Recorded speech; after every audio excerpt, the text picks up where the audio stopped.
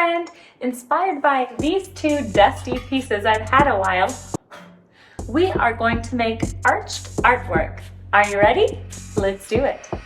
If you're like me, you're often drawn to new decor but don't want to spend the money on it. If you've been intrigued by the arched motif that has been growing in popularity but want it to suit your space, let's make a custom art piece together. Using this medium and technique is simplistic, enjoyable, and perfection-proof. I think you'll find it calming and even therapeutic. We'll begin with just a few supplies. For this project, you're going to need a 36-inch by 48-inch tri-fold foam presentation board, painter's tape, a square notched trowel or other patterned spreader tool, a spatula, all-purpose joint compound or multi-purpose filler, satin or flat spray paint, and foam adhesive or other removable self-adhesive. I have opted to use foam board because it's affordable, lightweight, sturdy, and it has a smooth surface. Further, it's offered in various sizes, so I was able to find a 36-inch tall foam board at Target. It's awesome because the tri-fold display board allows my piece to be even sturdier and thicker. And wait for it, you'll see the 3D effect soon enough. Step 1. If desired, sketch design on the surface with a pencil. Step 2. I wanted to cut an arch shape on the top of my piece to mimic the arch in my inset art niche. Step 3. Get plastered. Spread on the joint compound in an even layer like you're frosting a cake. But no worries, it's not actually a cake. You can't screw it up because it's very forgiving. Use a heavier hand if you want a thicker texture, or apply a thinner layer if you want a whispery fine texture. Step 4. Take your tool with a patterned edge and begin making your design with smooth movements.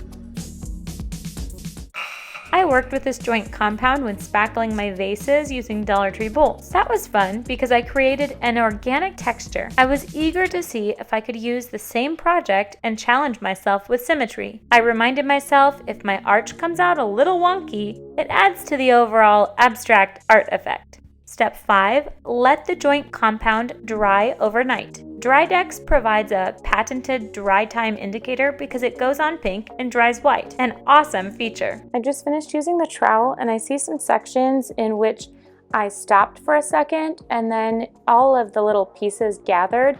So I'm going to pull off some of those. I know that faintly through the piece it's going to add some movement and texture, but I don't want clusters. I would like to clean that up a bit, so I'm going to just grab some of these loose pieces that were there when I sort of re-gripped.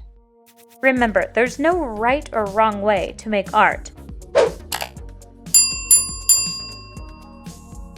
I loved this line texture so much that I think I'll make a coordinating duo for my adjacent master bedroom. My challenge for the next pieces will be to build up the texture for more depth and dimension. I want it to be raised off the wall to offer depth, so I'm going to add additional foam from a multi-pack. This will make my art 3-ply in order to better pop. Apply a top layer of acrylic paint or spray paint. Even though this dries white, I went ahead and sprayed mine white so that it would have a more crisp result. Oh, that's still going. Sorry.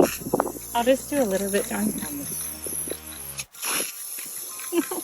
I used these curved vases I had ordered as a reference point for my geometric design. I plan on velcroing the vases onto the shelf below the leaning arched art. I love their matte coated finish, and they've been bopping around my home for almost 2 years, so it's time for them to find a long-term space. What do you think of the scale? Are these way too small up against the 3-foot arch?